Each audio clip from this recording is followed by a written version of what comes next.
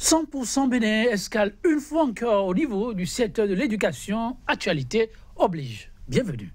Levée de la motion de grève de l'IMP, l'intersyndicale de la maternelle et du primaire. La nouvelle aura réjoui plus d'un. Démarrer sur des chapeaux de roue avant de se généraliser progressivement au niveau de tout le secteur de l'éducation, le mouvement de débrayage pourrait bien s'étioler au même rythme. Et comme pour apporter de l'eau au moulin des optimistes, le SNEC Bénin au niveau du ministère de l'Enseignement supérieur, de l'université, plus précisément le syndicat national des enseignants-chercheurs et des chercheurs du Bénin, annoncera à son tour la levée de sa motion de grève. La joie était presque à son comble. La même démarche est attendue des autres syndicats, voire des centrales et confédérations syndicales. Mais ce sera peine perdue. Pour toute réponse, on eut droit à des représailles, des sanctions et pire, à une radicalisation du mouvement. Les portes des écoles restent closes. Celles ouvertes, transformées en cadre de concertation pour de nouvelles stratégies de lutte. Le décor n'aura véritablement pas changé au niveau de l'enseignement supérieur. La mayonnaise a de peu manqué de prendre. Et qu'est-ce qui n'aura pas véritablement marché? Pourquoi l'IMP et le SNEC Bénin n'ont-ils pas été suivis par leurs pairs, deux acteurs du milieu, pour nous aider, mesdames, messieurs, à élucider ces questions et bien d'autres? Ce sera autour du thème « Levée de motion de grève au niveau des enseignements primaires et du supérieur, du pain béni ou du trompe-l'œil ». L'instant débat, c'est tout de suite et maintenant. À ma droite, Gildas Edmond Kossou, enseignant. Il est le secrétaire administratif du Front d'action des syndicats de l'éducation. Il n'est plus à présenter. Gildas Edmond Kossou, bonjour. Bonjour, monsieur le journaliste. Merci de répondre à notre invitation. C'est un plaisir. En face de vous, un enseignant aussi, mais intervenant au niveau de l'enseignement supérieur. Dans d'autres postures, on l'a découvert sur ce plateau. Il est Kofidja, juriste, enseignant du supérieur. Il est analyste politique. Il est Kofidja. Bonjour. Bonjour Joël. Merci de répondre à notre invitation. Merci. Elle est où elle ne pouvait pas mieux tomber au moment le plus culminant de la crise qui secoue le secteur de l'éducation. Il s'agit de la levée de motion de grève par l'IMP et le SNEC Bénin. Mais les têtes de pont qui ont été l'IMP et le SNEC ne parviendront pas, hélas, à tirer les wagons et rester en rade, et qui refusent de suivre la direction. Que se passe-t-il? Qu'est-ce qui n'a pas marché? La question, j'aimerais bien la poser d'abord à Edmond. Edmond, les parents, et vous imaginez quelque part, vous les côtoyez aussi au quotidien, vous apprenez aussi. J'imagine que votre téléphone a dû sonner longuement lorsque la nouvelle a circulé. D'aucuns ont pensé à un canular avant de constater que derrière cette signature, il y a quand même des enseignants qui ont un nom qu'on connaît très bien. On s'est réjouis. Mais les parents ont attendu. Les apprenants aussi. La semaine s'achève sans qu'il n'ait vraiment l'espoir de retrouver la joie des salles de classe. Pourquoi? Merci, monsieur le journaliste, pour ce plateau que vous nous offrez, encore une fois pour expliquer à la population ce qui se passe. En effet, l'intersyndicale de la maternelle et du primaire a suspendu sa motion. Il faut comprendre que d'abord, c'était au niveau du MAP, le Conseil sectoriel pour le dialogue social. Les syndicats en question s'étaient réunis au sein du Conseil sectoriel pour le dialogue social, qui est un organe consultatif qui accompagne le ministère dans la résolution des problèmes. Donc c'est un organe de médiation et de dialogue social. À la première rencontre du bureau du Front avec le MAP, nous lui avons signifié, quand il disait que le cadre de concertation avec lequel il discutait, c'était le CSDS, nous lui avions signifié que le CSDS ne saurait être un organe de lutte, un organe de combat, et que donc, par rapport à la lutte qui était en cours, c'était avec le Front qu'il fallait discuter. C'est ainsi qu'à notre retour, il a appelé ses amis et il leur a dit, le Front vient de me faire comprendre que le CSDS ne peut pas prendre une motion de grève et aller en mouvement. Et donc, après ça, il les a invités à se muer en intersyndical. Donc, c'est comme ça que l'intersyndical était né à la veille de nos mouvements de grève. Ah bon? Oui, c'était ça. Alors, l'intersyndical n'était pas allé en mouvement de grève le même jour que nous. D'abord, elle ne voulait pas aller en mouvement.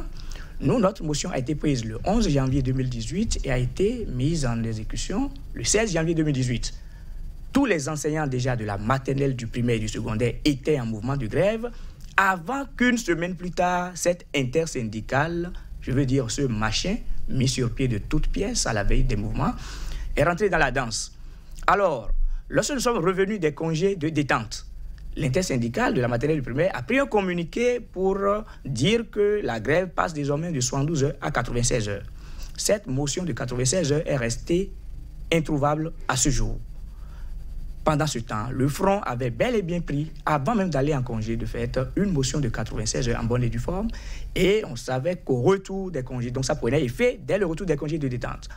Donc, il faut comprendre que l'intersyndicale de la maternelle et du primaire n'avait plus de motion en cours depuis le retour des congés de fête, des congés de détente. Mais elle a dû maintenant formaliser une suspension qui ne ressemble à rien du tout. Et il faut vous dire tout de suite que le souci du ministre de l'enseignement primaire était de mettre fin à ce mouvement avant la date 20, parce qu'on brandissait encore la menace d'une nouvelle défalcation. Et donc, il a été demandé à ce que la grève soit suspendue de toutes pièces. Et comme c'est lui qui est auteur de cette intersyndicale, comme c'est lui qui est le parrain, le père de cette intersyndicale, il a alors demandé à ses amis de mettre fin à cette... Vous ne portez pas une casquette qui n'est pas la sienne. Non, mais le ministre n'a rien à voir avec l'intersyndicale. On a entendu le porte-parole de l'intersyndicale qui a parlé. Vous ne demeurez pas moins son ami, à ce que je sache. Il discute aussi avec vous de ce point de vue. Eh bien, on a suivi le porte-parole de l'intersyndicale expliquer les mobiles profonds qui les a poussés à prendre une telle décision, qu'il s'agit de l'intérêt supérieur des enfants et qu'il est question de sauver l'année et ensuite apprécier avec les gouvernants comment régler les problèmes qui se posent. Les 4 principaux points qui vous tiennent à cœur. Oui, en effet, aucun des points n'a été réglé. Et lorsque vous suivez le second porte-parole de cette intersyndicale-là, un journaliste lui a posé la question sur OCFM. Et finalement, on a constaté que c'est sur des promesses que la motion a été levée. Quand on lui a posé la question, est-ce que c'est sur des promesses finalement alors que vous dites que vous avez levé la motion? Bon, la réponse était assez vague à ces choses-là. Donc, en réalité, l'intersyndicale est une structure créée de toutes pièces par le MAMP. Tout le monde le sait, tous les enseignants le savent. Et les enseignants ne sont pas en mouvement de grève suite à la motion de l'intersyndicale parce que la motion de l'intersyndicale est de 72 heures et elle a déjà pris fin depuis. Mais la motion du Front est de 96 heures et c'est cette motion que les anciens suivent sur tout le territoire national. Ils ont quand même des adhérents. Quels adhérents? Il y a déjà, la base les a déjà désavoués. La base les a déjà désavoués. Au sein de ceux qui ont signé la motion de grève de l'intersyndicale, des communiqués fusent déjà de toutes parts pour dénoncer cette forfaiture de ces responsables. Je ne sais pas. On y reviendra. En fait, ils sont 64 à signer la motion de grève. Et 5 individus se sont réunis pour signer la motion de grève. Ouais, pour signer la motion de suspension. Donc, quand vous lisez leur motion de suspension, vous verrez que c'est 5 individus. Et d'ailleurs, la tête de pont de ce groupement a déjà été suspendue de sa confédération. C'est le camarade Agoswe Massine qui a été déjà suspendu de sa confédération parce que c'est une forfaiture, c'est inadmissible. Oui, là, ça a été, mesdames, messieurs, considéré comme une forfaiture, une traîtrise de la part de l'enseignant. Et la sanction qui est tombée dans la journée d'hier a été sa suspension pure et simple de la grande... comment on pourrait l'appeler, confédération, l'UNSTB, qui ne le reconnaît plus comme un digne militant. L'homme a été donc éjecté. Mais pendant qu'on avait les yeux du côté des enseignements maternels et primaires, beaucoup lorgnaient aussi du côté de l'enseignement supérieur qui venait d'entrer dans la danse. Mais bonne nouvelle, en coup de semaine, c'était la levée de la motion par le SNEC Bénin. Mais les jours passent. Et de l'autre côté de l'université, tout semble se ressembler. Comme aux premières heures des mouvements de débrayage, sinon se radicaliser. Et les Kofidia, qui est enseignant du supérieur, qui suit aussi de très près cette situation et qui partage le quotidien de ses collègues, voudrait bien nous en dire un peu plus. Du côté de l'université, on sait, c'est vrai, les réalités ne sont pas les mêmes, mais on sait aussi qu'on a réfléchi pas 2 fois avant de lancer ce mouvement de débrayage. Et quand on en arrive à décider de lever une motion, même si c'est d'abord un syndicat qui l'a fait, on s'est dit quand même que les raisons, la notion de patriotisme évoquée et autres données pouvaient suffire pour impacter les autres syndicats qui observaient encore cette motion de débrayage. Mais on se rend compte que rien ne bouge.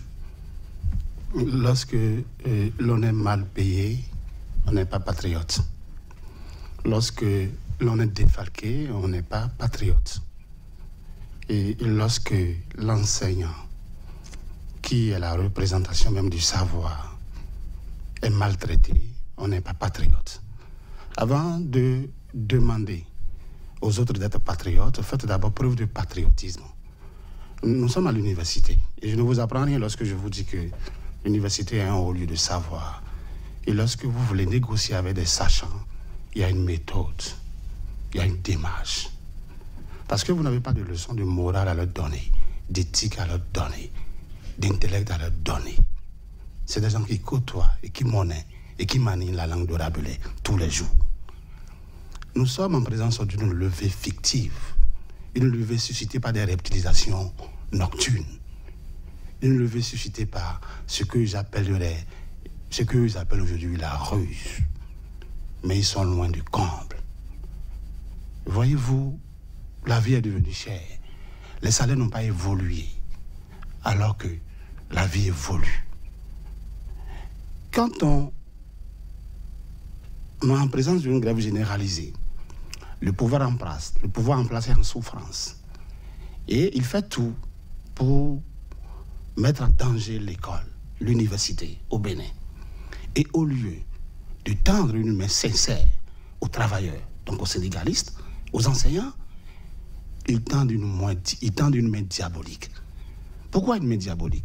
Une main diabolique pour la simple raison que lorsque je demande aux autres de faire des concessions, il faut que moi aussi je commence à faire preuve de bonne foi et que je fasse des concessions. J'ai défalqué le mois de février. Je n'ai pas réussi avec la défalcation à démobiliser le mouvement. Et je projette de défalquer le mois de mars, mais tout en demandant aux autres de faire preuve de patriotisme. Il faut être né ou il faut être bas plus que terre pour fonctionner de la sorte. La rupture, nous le savions, a beaucoup de points de suture.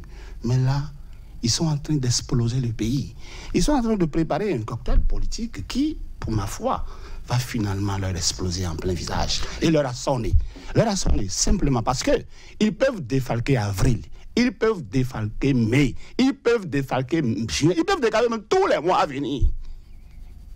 Ils ne réussiront pas à démobiliser les enseignants du supérieur. C'est pourquoi je vous dis, on ne parlera pas de lever. La plus simple raison, c'est que la grève qui était supposée être menée sur 72 heures est passée à 96 heures. Il y a des mobilisations, il y a levé, il y a au contraire maintien et renforcement des revendications des enseignants du supérieur. On s'étonne de constater que les enseignants à ce niveau sont passés aussi à la vitesse supérieure de 72 heures, vous l'avez souligné, c'est passé à 96 heures. Mais pourquoi? Pourquoi ne pas donner une seconde chance au gouvernement qui n'a pas aussi manqué de parler de la situation financière? Il n'y a pas suffisamment d'ailleurs dans la caisse, mais il y a des ambitions, il y a des projets en vue. Et si chacun faisait un peu de sacrifice encore, ça, le gouvernement l'a au moins dit. Et le SNEC Bénin reste l'un des vôtres qui pense qu'il faut encore donner une seconde chance au gouvernement pour voir s'il fera cette fois-ci preuve de bonne foi. S'il y a eu des manquements avérés, il faut pouvoir pardonner cela et se projeter dans l'avenir. Pourquoi ne pas expérimenter ça une fois encore? Vous savez quoi? Il y a Jean-Jacques Rousseau dans le contrat social nous a laissé entendre qu'il existe des droits naturels auxquels même le pouvoir d'État ne doivent oser porter atteinte. Nous avons le respect à la vie, nous avons le droit d'aller et venir, et nous avons la liberté de conscience. Vous ne pouvez pas continuer par tordre le cou aux consciences des individus et osez espérer qu'il vous accorde une deuxième chance. Vous ne pouvez pas vouloir les affamer. Vous ne pouvez pas vouloir les réduire au silence. Vous ne pouvez pas vouloir les réduire à cuillère et espérer qu'ils fassent preuve de conscience ou qu'ils vous comprennent. Ou qu'ils vous comprennent. Autant pour moi, les caisses de l'État sont fondamentalement pleines. La preuve, lorsque les caisses de l'État sont fondamentalement pleines. Parce qu'ils ont choisi de se tailler la part du lion, ils nous font croire que les caisses sont vides. Pourquoi? Comment peut-on augmenter le salaire d'un préfet, d'un ministre ou de collaborateurs extérieurs lorsque les caisses de l'État sont vides? C'est vrai que les enseignants ne cessent de nous brandir désormais ces données qui, c'est vrai, crèvent l'œil. La Cour qui a demandé à avoir les fiches complètes pour que toute la lumière soit faite définitivement sur ce dossier va devoir attendre encore quelques jours. Mais pour l'heure, la paralysie est là. On va évoluer dans le dossier avec votre permission. Cette levée annoncée, on s'attendait, comme nous l'avons mentionné plus tôt, à la reprise des classes. À raison, des autorités sont descendues sur le terrain pour apprécier l'effectivité ou non de cette reprise. Mais la scène a été des plus atroces. Mesdames, Messieurs, je vous en prive, ces images. Mais on a pu observer, c'était pas guère, une autorité huée, une autorité qui a de peu se fait lapider. Enseignant que vous êtes, comment avez-vous observé ces scènes-là?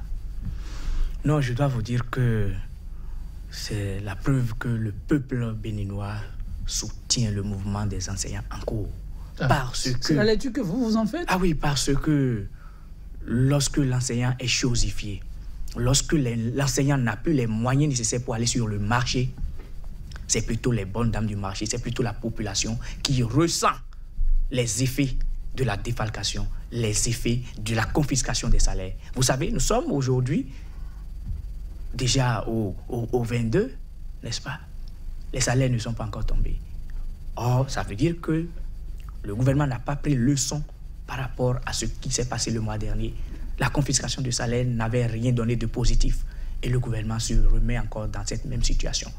Alors, le ministre de l'enseignement primaire avait voulu faire son one-man show en allant dans un établissement bien ciblé de Porto Novo pour aller montrer à la face du monde qu'après la suspension de la motion de grève par son machin, alors là que les enseignants avaient repris service et que tout était normal.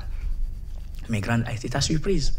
Nous l'avions dit, nous lui avions dit, qu'elle nous avait reçu en audience, que l'IMP a suspendu sa motion, mais que c'est sur le terrain qu'il va constater que la motion de l'IMP n'était suivie par personne et que c'est la motion du Front qui est suivie. Donc il a voulu aller se réunir lui-même.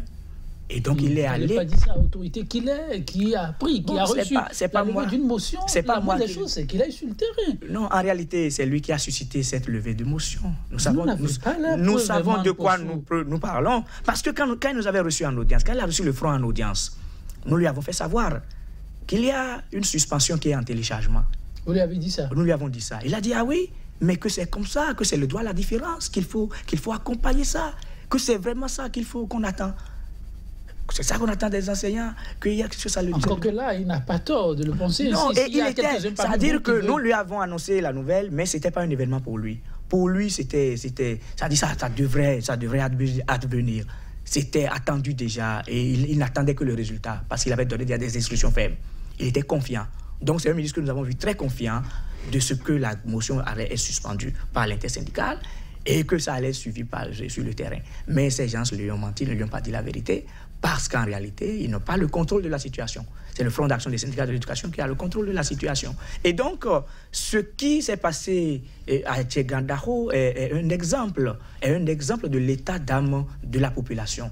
Et ce n'est que le début. Ce n'est que le début. Je leur demande seulement de renforcer leur sécurité pour ne pas être lapidés par la population. Vivement que le pire arrive. Vous l'avez suivi, les Kofidia, ces images a fait froid dans le dos parce que, en vérité, le pire pouvait arriver. Pour ce qu'on a observé là, et le comble, si ce n'était pas des enseignants, on pouvait distinctement entendre des voix qui disaient en vernaculaire, remettez-leur leur argent. Donc, ce ne sont pas des enseignants qui parlaient, ce sont soit des parents d'élèves, des badauds peut-être aussi qui agissaient. Mais est-ce que ce n'est pas répréhensible cette scène-là? Pourquoi voulez-vous que l'on ait froid au dos en assistant à une scène qu'ils ont appelée ou provoquée de leur propre vœu. Regardez, non, mais le poète dit ceci. Aucune autorité n'a demandé sur à quoi on a assisté là. Pourquoi aller simuler une levée de motion qui n'existe que dans les têtes? Pourquoi aller simuler ça? Vous savez quoi? Le poète dit l'école est sanctuaire autant que la chapelle. Ça veut dire que l'école est un lieu saint et elle mérite un respect. Et les acteurs de l'école méritent qu'on les traite bien. Lorsque l'écolier, l'enseignant, le gouvernement, cette trilogie visible, lorsque l'écolier sait que, faute du gouvernement, son enseignant est en souffrance financière, lorsque l'écolier sait que son miroir, c'est l'enseignant, lorsque l'écolier sait que son avenir repose sur le bien-être de l'enseignant et que le gouvernement, qui doit créer les conditions ou mettre l'enseignant en condition de bien faire son job, est défaillant, vous voulez que l'écolier soutienne le gouvernement ou que l'écolier soutienne l'enseignant? L'écolier ne soutiendra que l'enseignant parce que son avenir dépend de lui. Même si le gouvernement tend à oublier que sa posture actuelle dépend de l'enseignant et que l'écolier est dans son rôle, se rebeller, se révolter contre les agissements diaboliques et pervers d'un gouvernement dont les membres ne sont pas du tout patriotes. Donc arrêtez et cessez de dire qu'il faudrait accorder une deuxième chance. Bon, et cessez d'apprécier cette situation comme étant une situation devant faire froid au dos. C'est une situation. C'est de la normalité. C'est une situation. Mais c'est de l'innormalité provoquée par des acteurs qui n'ont aucun respect pour l'individu. Il est Kofi-Dia. Qui bafoue la dignité. On est quand même dans un état où le respect de l'autorité reste la chose partagée par tous. Depuis quand le Bénin a-t-il changé? Mais lorsque l'autorité est passée maître dans l'art de violer les règles sacro-saintes de la République, lorsque l'autorité n'hésite pas à violer les règles constitutionnelles qui l'ont érigé en chef de l'État, lorsque l'autorité passe son temps à tordre le cou au droit, il appelle inéluctablement la violence. Dans un état de droit, lorsque vous violez les préceptes juridiques, c'est la violence qui s'installe. Et ça, ce n'est qu'un début de violence exprimé par des écoliers coléreux, fâchés, de savoir que l'année risque de prendre une couleur voulue par le gouvernement. Elle a été toujours blanche, mais la leur va être rouge, comme le mercredi rouge, défendu par un des leurs. En tout cas, beaucoup de douleur, d'amertume, ça pourrait se comprendre, mais une fois encore, Sika, par ma voix, voudrait bien déplorer un peu ces images qui, véritablement, ne font du rien à personne, bien au contraire. Emmanuel Nkosu, ce qu'on voudrait savoir, la semaine qui va s'achevant, et les dates qui se grainent, qui t'a conduit l'année scolaire vers une couleur que tout le monde rebute. Quel a été le dernier contact avec les autorités pour au moins un début de dégel? Très bien, merci monsieur le journaliste. Avant de répondre à votre question, je vais vous lire ceci. Nous l'avons toujours dit ici et ailleurs que au thème de la loi 2003-17 du 11 novembre 2003, l'éducation est la première priorité de l'État. Je me suis fait le devoir d'apporter cette loi aujourd'hui pour vous lire le contenu de l'article 1. Je cite, article 1er, dans le respect des principes définis par la Constitution du 11 décembre 1990, l'éducation en République du Bénin constitue et demeure la première priorité nationale.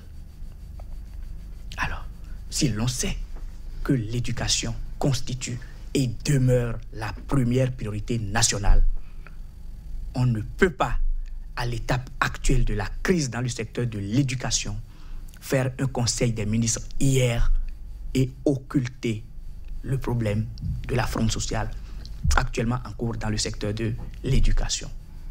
Pour revenir à votre question, le ministre de l'enseignement primaire, maternelle et primaire, nous a reçus la dernière fois. Et au lieu de trouver une solution à la crise, au lieu d'avoir un langage de quelqu'un qui veut dialoguer, c'est cette autorité qui nous apprend que les défalcations survenues ne sont pas l'œuvre du chef de l'État, mais plutôt constituent une décision gouvernementale. Cela veut dire, cela nous a fait comprendre alors que c'est plutôt les collaborateurs du chef de l'État qui sont en train de l'induire en erreur. Nous avions cru qu'il y a eu des avancées et que cette rencontre aurait pu nous permettre d'aboutir à un accord. Mais qu'est-ce que nous avons constaté? C'est un chiffon qui nous a été présenté et ce chiffon s'intitule « Point des revendications du Front d'action des syndicats de l'éducation ». Un chiffon qui ne respecte aucune norme. On énumère nos revendications, on met dedans... Un document administratif, s'il vous plaît, on comprend votre amertume, mais un document administratif ne peut être qualifié de chiffon. Attendez, vous n'êtes peut-être pas en harmonie avec le contenu. Non, nous l'avons dit avant de quitter les lieux, parce que ça ne respecte aucune règle. Ça ne respecte aucune... Vous reprochez quoi au document? Alors, on énumère nos revendications. Dans une deuxième colonne, on met les approches de solutions et on met une partie observation. Alors, quand je prends par exemple la régulation de la situation administrative et financière des enseignants, on dit que la communication a fait l'objet d'un enrôlement. Délai de réalisation. Qu'est-ce que ça veut dire? Délai de réalisation. Ça veut dire quoi? L'enrôlement, ça a pris fin. On dit un séminaire gouvernemental est en cours de préparation pour régler définitivement ce dossier. Voilà ce qui est approche de solution. Aucun délai de réalisation. Or, nous avons déjà eu ces éléments-là depuis plus d'un mois déjà. J'évolue dans le document. On dit situation des salaires des ACE 2016. On dit des contrats ont été validés et tels viennent d'être mis à jour et envoyés au CFA. Aucune information sur le délai de réalisation. Je prends le point des primes de rentrée qui ne sont pas payés. À ce jour, on dit la communication de différents numéros de compte bancaire ou de numéros invalides par certains enseignants. Ça, c'est une information que des autorités donnent. Donc, on dit au virement partiel opéré par certaines banques au profit, des phrases qui n'ont même pas de sens dans le compte, dans ce qu'on nous a présenté. Et nous avons dit il faille vraiment revoir cette façon de présenter les revendications et la façon dont vous voulez les gérer. Et donc, lorsque nous prenons par exemple le premier point relatif au statut particulier des enseignants de la maternelle, du primaire et du secondaire, comme approche de solution, on n'a fait que recopier ce qui était connu depuis des lustres. C'est ça, on a mis dedans et on n'a plus rien dit. Nous avons dit, mais nous avons déjà ces informations depuis plus d'un mois. Et au ministère de l'enseignement secondaire, nous avions déjà balayé du revers de la main les propositions qui ont été faites. Pourquoi faire revenir encore ces mêmes données dans un tableau comme ça? Et donc, la séance, je vous dis, la séance ce jour-là, c'était terminée à queue de poisson. Parce que la ruse était là, le ministre avait manqué de se maîtriser et donc est versé dans vraiment des propos que je ne saurais qualifier ici. Et ce qui nous a beaucoup plus touché, c'est que en lui montrant que cette façon de gérer les choses peut conduire là où nous ne souhaitons pas, le ministre a eu à nous dire qu'il ne tient pas à son poste et que ce n'est pas pour la première fois qu'il y aurait année blanche dans ce pays, et que ça s'est passé au temps du général Kérékou, mais que ça n'a pas empêché les Béninois de le ramener en 1996. Lorsque des dirigeants sont déjà dans cette posture, parlent déjà de cette façon, vous voyez qu'ils ne sont pas sûrs, ils ne sont pas encore proches de la solution du problème. Et lorsque, après cette rencontre, la dernière fois seulement, nous faisons un conseil des ministres hier, et ce conseil des ministres occulte totalement le problème de l'éducation, les problèmes de débrayage en cours. Et ce gouvernement n'est qu'intéressé que par la construction d'un hôtel Sofitel à Cotonou. Vous voyez que c'est un problème sérieux qui se pose. Les gens ne pensent qu'à leur intérêt. Or, nous connaissons la renommée des hôtels Sofitel. Nous savons qu'avec leur casino, c'est-à-dire que... Merci. On reviendra sur le contenu même de vos revendications. Il est confident avant de lui redonner la parole. C'est vrai, beaucoup s'attendaient à ce qu'il y ait des décisions fortes du dernier Conseil des ministres, aussi bien par rapport à la crise au niveau de l'enseignement maternel, du primaire, du supérieur, du secondaire aussi. Mais aucune décision. Puisqu'on n'a pas aussi les informations exactes sur ce qui se trame bien loin des caméras, nous espérons que vous allez verser à notre actif des tractations qui sont en cours et qui n'ont pas encore prospéré et pour lesquelles on a dû mettre sous boisseau cette préoccupation au Conseil des ministres. Non, vous savez quoi, mon vis-à-vis a dit quelque chose de très intéressant. L'école et l'éducation, est la dernière priorité, est la dernière priorité du gouvernement de la rupture. Et ça devait être la première priorité, mais le constat est là, c'est la dernière priorité. Pour preuve, c'est que ce sont les affaires qui constituent leur priorité. Et ils vivent dans leur univers comme un poisson dans l'eau. C'est le négocie, c'est les affaires ou rien. Et par conséquent, ne soyez pas surpris de les voir déjà dans une posture de blanchir l'année. Parce qu'ils n'ont plus les armes. Ils ont utilisé les dernières cartouches, les défalcations, en pensant démobiliser les uns et les autres, ce qui n'est jamais arrivé. Et pour eux, si nous ne maintenons pas la méthode de défalcation, nous risquons de rétro-pédaler. Et donc, pour ne pas rétro-pédaler, ils tentent de tenir fort pour voir si certains enseignants, dans la crainte de ne plus trouver la totalité de leur salaire, vont pouvoir les rejoindre. Et comme la mayonnaise n'a pas pris, ils ne savent plus quoi dire. Ils manquent d'arguments. Ils n'ont plus d'idées. Il n'y a pas de négociation. C'est des amateurs. C'est des amateurs. Ils improvisent. Et ça leur tombe sur le dos. Ils ont improvisé la défalcation. Aucune démarche non plus. Aucune démarche. Aucune démarche. Au niveau de l'enseignement supérieur. Au niveau de l'enseignement supérieur. S'ils peuvent oser. Vous connaissez l'enseignement supérieur. Et quand l'enseignement supérieur se fâche, c'est que plus rien ne va. Plus rien ne va au pays. Déjà, quand les étudiants se mettent dans la rue, c'est pas facile pour eux de gérer. Et c'est quoi les sachants du haut lieu de savoir qui vous disent faites ceci, et on peut vous faire des concessions. Vous savez quoi? Je vais leur donner un conseil. Pas de rétrocession. Que ce soit enseignant tout court, du supérieur ou du primaire, pas de rétrocession. Tant qu'ils ne vont pas retrocéder les défalcations, il n'y a pas de dégel, il n'y aura pas d'année. Et pour eux, ne sera pas qualifiée d'année blanche, elle sera rouge. Simplement pour la simple raison que quand l'année sera blanchie, les écoliers, les étudiants, les élèves vont leur demander des comptes. Pour une fois, parce qu'on ne va pas se taire, ils ne vont pas se taire. Là, c'est pour dire qu'elle passera de blanche en rouge. Ils vont leur demander des comptes. Parce que nous sommes à l'ère de la rupture et on nous a promis beaucoup de choses. Un gouvernement merveilleux, un gouvernement dans lequel il n'y aura jamais la grève, un gouvernement qui ne connaîtra jamais la grève. On a eu la grève aujourd'hui et à foison. Un gouvernement qui ne va jamais connaître d'année blanche, où les choses iront bien. C'est pourquoi j'ai dit, on peut affirmer aujourd'hui, sans conférer que la priorité, ce n'est pas l'éducation, mais c'est totalement ailleurs.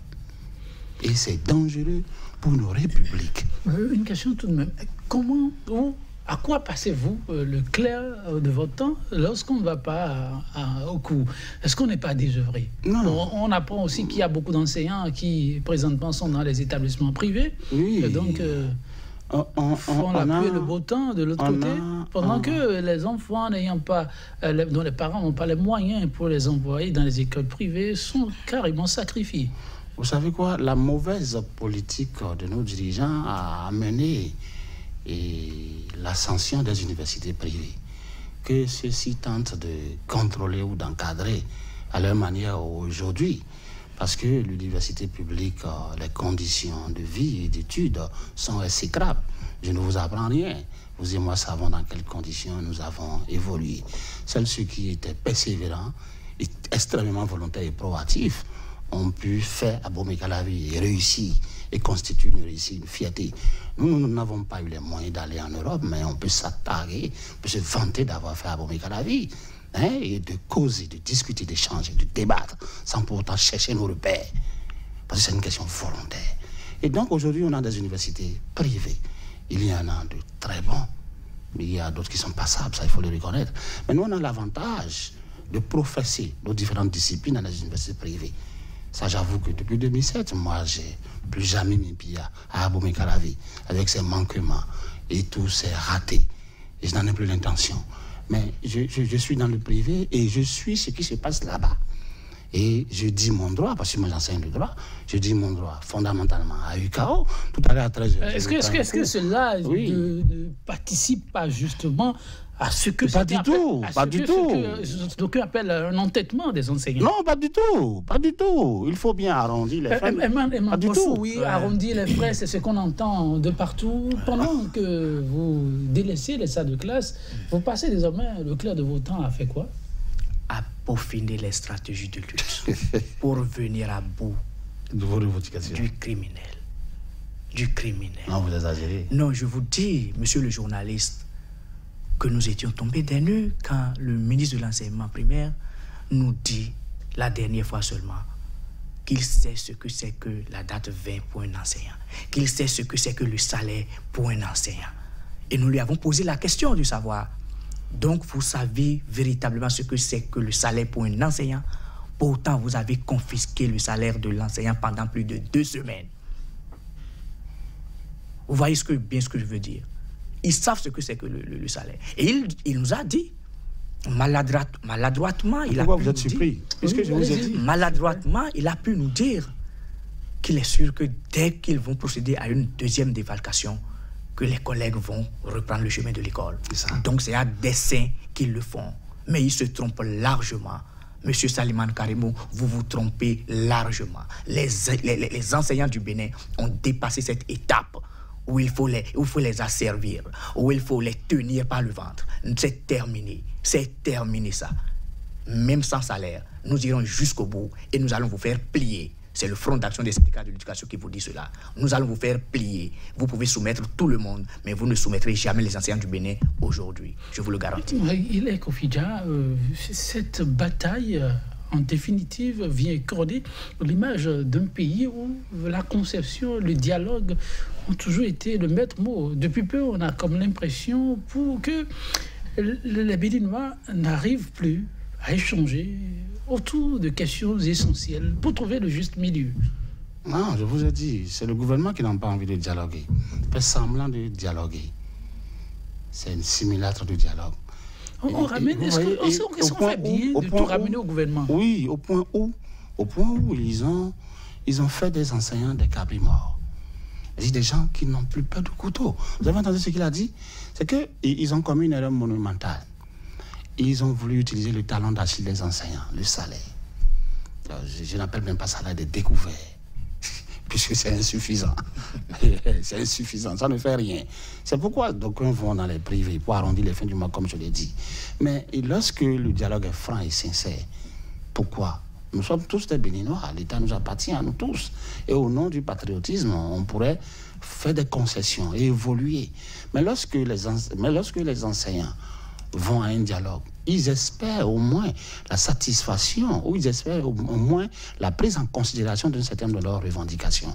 Mais lorsque vous leur dites qu'il n'y a pas l'argent dans la caisse, alors que vous menez un train de vie qui atteste de ce que la caisse est pleine, elle est remplie, elle est abondante, n'attendez pas que ces enseignants puissent aller dans le même sens que vous. Et c'est malheureusement ce qui se passe. Pour qu'un dialogue puisse apporter une solution positive, il faudrait que le dialogue puisse tenir compte des revendications et des volontés des uns et des autres. Propositions et volontés doivent dormir dans le même lit, l'amour, la jalousie. Ils doivent converger dans un même sens. On doit sentir une volonté de pouvoir tendre la main aux enseignants. On doit sentir une volonté de pouvoir, leur montrer notre bonne foi de solutionner la chose. Mais là, ils font preuve d'une mauvaise foi caractérisée. Et lorsqu'ils vont souvent à des rencontres avec les enseignants, les syndicalistes, ils prennent l'habitude de nous montrer à la face du monde que ce qu'eux, ils disent, mais pas ce que les autres disent. C'est comme si les enseignants sont devenus des élèves qui les écoutent, alors que vous n'avez rien à leur apprendre. Non, je suis désolé. Le dialogue n'est pas franc. Parce que, en réalité, c'est le seul moyen pour taire cette guerre-là. Le dialogue est encore le dialogue. Mais il faut qu'il soit franc. Espérer voir la situation se normaliser. Mais un dialogue, dit les Kofidja, franc. Alors, Eman Kossou, tout en espérant que ce dialogue franc et sincère va pouvoir voir le jour, dans très bientôt, dites réellement quelle marge de manœuvre encore disponible pour éviter la couleur blanche à l'année en cours? Très bien. Je dois dire qu'il va falloir que le gouvernement commence par ouvrir les oreilles et écouter ce que dit le peuple, ce que disent les enseignants. Nos revendications sont connues. Je vous dis, nos revendications sont connues, mais jusqu'à ce jour, aucun point n'a été satisfait. Je vous dis aucun point. Et on tourne autour du pot. On n'en fait pas une préoccupation. Nous sommes clairs. Ils ont confondu 6 arrêtés d'application de nos statuts dans un forfait qui a donné 2000 francs par mois à l'enseignant, le plus gradé au niveau des enseignements maternels, primaires et secondaires. 2000 francs pour 6 arrêtés d'application portant prime. Et je vous ai dit ici que les primes ne viennent que pour habiller l'indexation, que pour habiller ce qui est fondamental. Et lorsqu'on prend les statuts particuliers d'un enseignant ou de tout autre corps, c'est l'indexation qui est la chose fondamentale. Nous l'avons dit depuis. Prenez l'arrêté portant indexation. C'est un arrêté de 2 ou 3 pages qui va faire que 30 minutes. Il faudra seulement 30 minutes peut-être pour finir d'élaborer cet arrêté-là. Et nous avons dit, pour qu'il y ait dégel, dites-nous ce que vous pouvez payer maintenant compte tenu de la disponibilité financière de votre caisse. Nous allons accepter, nous allons pouvoir faire cette concession d'accepter de prendre une partie de ce que vous pourrez nous payer de l'indexation. Et nous avons même proposé, mettez de côté les arrêtés portant prime. On a encore combien de jours devant nous pour sauver les meubles? C'est le gouvernement qui en décide. C'est lui seul qui sait quand est-ce que l'année peut être blanche ou pas. Et les Kofidja, pour conclure cette émission, qu'avez-vous comme message fondamental à passer? Non, je voudrais simplement inviter le président de la République et les membres de son gouvernement à mettre de l'eau dans le vin, parce que plus ils vont défalquer, plus ils vont rendre la grève, ils vont rendre le désir et l'envie dans essayant de blanchir l'année.